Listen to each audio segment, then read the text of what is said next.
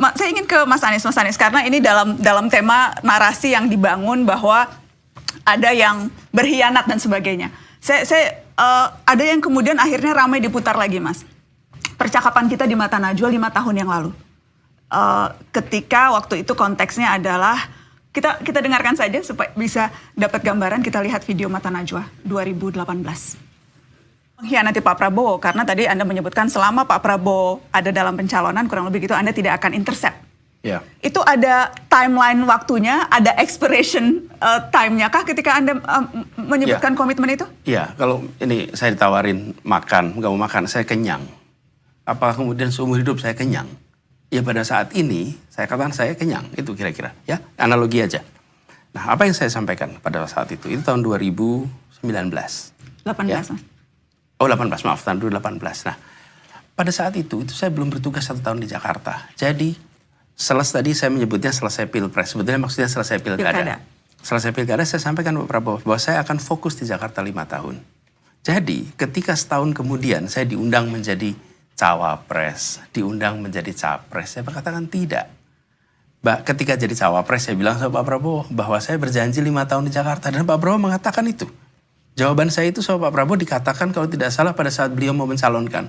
Di rekaman yang sama pada malam itu waktu Nana tanya, itu saya ditunjukkan waktu itu rekamannya Pak Prabowo di Masjid Sunda Kelapa pada saat beliau akan maju mendaftar. Saya akan minta produser, boleh tolong produser dicek supaya nanti saya akan bisa kita lihat juga. Boleh diteruskan dulu Mas Anies? Ya, jadi ada di bagian awalnya bahwa Pak Prabowo menyebut Anies berjanji 5 tahun di Jakarta.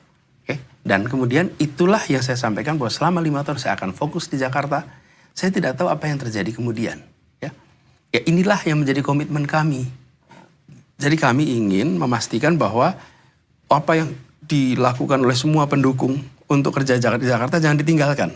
Dan Pak Prabowo ini akan maju Pilpres tahun 2019. Yang kita semua tahu beliau akan maju. Jadi saya katakan saya tidak akan mengintercept pencalonan Bapak tahun 2019 besok. Selesai. Jadi itu semua sudah ditunaikan. Jadi tidak ada yang dikhianati. Ini adalah satu komitmen menuntaskan kerja di Jakarta, tidak akan belok dari tugas di Jakarta, dan saya tunaikan tugas ini hingga selesai. Saya mau cek, apakah produser Mata Najwa sudah menemukan cuplikan itu? Boleh tolong diputarkan? Itu sebetulnya kami minta. Tadi beliau mengatakan beliau sudah akan sumpah 5 tahun. Beliau harus setia kepada sumpahnya kepada rakyat dan sebagainya, ya kan? Ini yang Anda maksud, Mas Anies? Ya, jadi ketika kita berbicara itu konteksnya 5 tahun kemarin. Bahwa saya berkomitmen untuk di Jakarta, saya tidak akan kemudian mengkhianati komitmen saya. Komitmen saya juga Pak Prabowo. Bahwa 5 tahun saya akan di Jakarta dan itu saya selesaikan. Jadi ini menurut saya agak terlalu jauh. Kalau kemudian dinyatakan sampai kapanpun tidak akan bersedia dicalonkan. Nah sekarang juga saya tidak mencalonkan diri. Saya sedang bertugas di Jakarta, dicalonkan oleh partai yang pada saat pilkada juga tidak mendukung saya. Yang mendukung saya adalah PKS. Dan sejak kemudian dicapreskan oleh Nasdem, apakah sudah sempat bertemu dan berbincang dengan Pak Prabowo? Belum. Saya waktu itu menyampaikan permintaan untuk berjumpa, belum dapat waktu. Kemudian kita coba beberapa kali, belum ada waktu, sehingga saya kirimkan surat kepada beliau dan menyampaikan kepada beliau perkembangan yang sudah saya lewati, tuntas di Jakarta, dan juga perkembangan bahwa ada dinominasikan oleh Nasdem. Dan kemudian saya kirimkan surat itu kepada beliau. Bagaimana Anda menggambarkan hubungan Anda dengan Pak Prabowo sekarang? Saya hormat pada Pak Prabowo. Pak Prabowo adalah pribadi yang memiliki kecintaan pada Indonesia yang luar biasa. Dan saya akan selalu hormati beliau. Baik. Nah, saya ingin catatan kemarin, termasuk yang kasus yang kemarin disebutkan terkait peristiwa beberapa hari ini. Peristiwa beberapa hari ini, kalau kita perhatikan, sudah terjadi itu ketidaksepakatan. Nama yang saya usulkan sudah, yaitu nama yang tersedia satu nama. Tapi terjadi ketidaksepakatan antar partai. Bahkan di ujung sudah dikatakan, deh silakan Demokrat bisa mengeksersis opsi apapun. Jadi pada saat itu saya sudah di dalam situasi di mana utusan saya sendiri mengatakan, Mas ini artinya Mas bisa nggak berlayar hari Selasa pagi. Dan saya katakan, sudah kita serahkan pada Allah. Bila memang Allah takdirkan untuk berlayar, insya Allah berlayar. Ada caranya yang kita nggak tahu. Bila Allah takdirkan tidak berlayar, insya Allah itu yang terbaik untuk kita. Dan dua-duanya pada saat itu diam. Pak Sudirman maupun Pak Dadang, dua-duanya diam. Diam. Mas, ini adalah keputusan penting. Ya, tapi sudah kita tawakal Allah. Dan kita tidak pernah menduga, saya tidak pernah menduga di malam hari muncul opsi baru, nama baru, partai baru di dalam koalisi. Sama sekali. Makanya ketika saya diundang untuk berdiskusi, saya katakan unthinkable. Jadi tidak ada hal di sini yang dicederai. Karena memang tegang kita. Sudah terjadi ketidaksepakatan itu. Anda mau menggambarkan itu untuk kemudian, karena sekarang kan narasi yang kemudian banyak berkembang adalah Mas Anies digambarkan sebagai pengkhianat nih. Sebelumnya mengkhianati komitmen dengan Pak Prabowo, kemudian sekarang mengkhianati komitmen dengan SBY, dan seterusnya dan seterusnya. Ya. Anda berusaha menjelaskannya dalam konteks itu? Bukan hanya menjelaskannya. Jadi dilabeli bukan berarti kita melakukan. Itu kan persepsi yang dicoba dimunculkan. Tapi fakta ini adalah fakta yang boleh diuji dalam sejarah. Saya melakukan penjelasan ini sebagai sesuatu yang terpaksa harus dikerjakan karena ada informasi yang tidak lengkap atau tidak akurat. Tapi menurut saya ini tidak akan pernah selesai he says, she says. Ya kata dia, kata saya. Tapi ini fakta, ini jelas, dan saya jelaskan apa yang kami alami, apa yang kami putuskan. Selebihnya kita maju ke depan, nengok ke depan untuk Indonesia yang lebih adil, Indonesia yang lebih baik untuk semuanya. Saya mau nyambung sedikit ke Gus Imin, karena kemudian akhirnya, ya itu tadi Mas Anies bilang ini persepsi yang sedang coba dibangun. Dan kemudian akhirnya soal pengkhianatan itu ke belakang sampai keluar lagi tuh, wah sama pasangannya juga dulu mengkudeta Gus Dur. Berkhianat juga pada Gus Dur, itu narasi yang kemudian disambung-sambungkan. Tanggapan Anda soal itu, Gus? Narasi itu tiap 5 tahun selalu muncul. Setiap pemilu dimunculkan, disiarkan. Tentu musiman lah, saya bilang itu musiman. Tetapi tuduhan saya berkhianat itu sama sekali tidak beralasan. Bahkan ada yang bilang saya kudeta. Yang benar adalah bahwa justru saya dikudeta.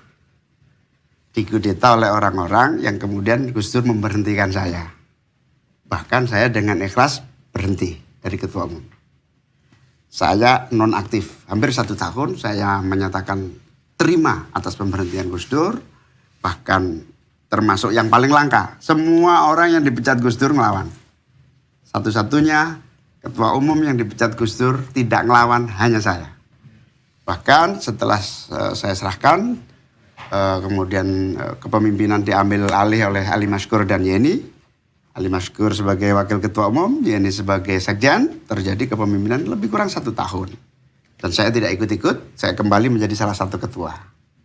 Nah, dalam proses kepemimpinan Ali Maskur dan Yeni inilah, itu hasil kudeta terhadap saya.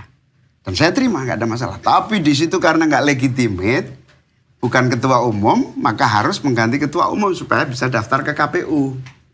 Karena harus daftar ke KPU, maka yang sah di KPU adalah tanda tangan saya sebagai ketua umum dan Yeni sebagai sekjen. Maka dititik temukan supaya saya bisa berdaftar. Itu tidak bisa terjadi. Karena tidak bisa terjadi, maka kita cari jalan supaya PKB bisa ikut daftar. Jalan yang paling singkat itu apa? Legalitas. Legalitas atas kepemimpinan. Nah, saya ketua umum, tanda tangan sendiri dengan wakil sekjen, nggak mungkin. Ali Maskur wakil ketua umum, tanda tangan dengan sekjen, nggak bisa diterima KPU. Akhirnya dicoba, itu pun gagal. Begitu gagal, ya sudah, kita cari jalan. Salah satu-satunya jalan adalah pengangkatan Yeni sebagai sekjen itu nggak sah. Karena Yeni diangkat bukan muktamar, Yeni diangkat sebagai sekjen di tengah jalan. Nah, penggantian itulah berkonsekuensi agak ribut segala macam. Nah, ini jadi cerita keluarga ini. Karena itu tudingan yang kemudian diarahkan. Ya, saya sebetulnya nggak ingin ngomong urusan keluarga, ini urusan satu. Ini urusan partai kan, Gus? Iya, urusan partai. Makanya saya bilang begini, hiruk pikuk itu terjadi, nyaris PKB nggak ikut pemilu. Bahkan pengambilan nomor nggak sah. Karena dia merasa sekjen yang punya hak sama Ali Maskur, saya ketua umum nggak punya sekjen. Akhirnya kita cari jalan, pengangkatan Yeni sebagai sekjen itu nggak sah memang, penunjukan mendadak. Dari situlah penggantian sekjen Yeni kembali ke sekjen yang asal, namanya Lukman Edi. Di situ KPU menerima. Akhirnya sah bisa ikut pemilu, tapi udah remuk kita, udah macam-macam. Nah, justru yang kemudian sampai hampir kacau itu, hampir gagal ikut pendaftaran itu, Gus Dur manggil saya. Gus Dur malah kaget. Saya nggak nyangka kamu mau saya berhentikan. Mau, Gus. Buat apa saya berantem? Capek. Sudah berkali-kali kita ini berantem. Ya sudah, kamu bikin surat pengunduran diri sekarang. Saya, ini sudah ada draftnya. Siap, saya tanda tangan. Saya tanda tangan surat pengunduran diri agar semua smooth. Apa yang terjadi? Semua orang belum tahu. Surat pengunduran diri yang sudah disiapkan Gus Dur, saya tanda tangani agar bisa jalan di KPU. Saya kasih kepada Gus Dur. Apa yang terjadi, Gus Dur? Luar biasa. Surat saya terima, men, tapi tolong kamu sendiri yang simpen. Nanti kamu keluarkan kalau benar-benar saya membutuhkan. Sampai hari ini tidak pernah diminta Gus Dur, surat itu ada di tempat saya. Ini behind the sign yang sesungguhnya itu ini. Sehingga alhamdulillah bisa lolos ikut pemilu. Masih ada surat itu, Gus? Ada, masih ada sampai sekarang. Dan itu jimat yang tidak boleh di apa. Ada saksi-saksinya juga yang akan terjaga. Nah itulah, jangan dibalik-balik. Saya mengkudeta Gus Dur. Saya yang dikudeta. Tetapi saya terima. Saya enggak. Itulah yang terjadi. Baik.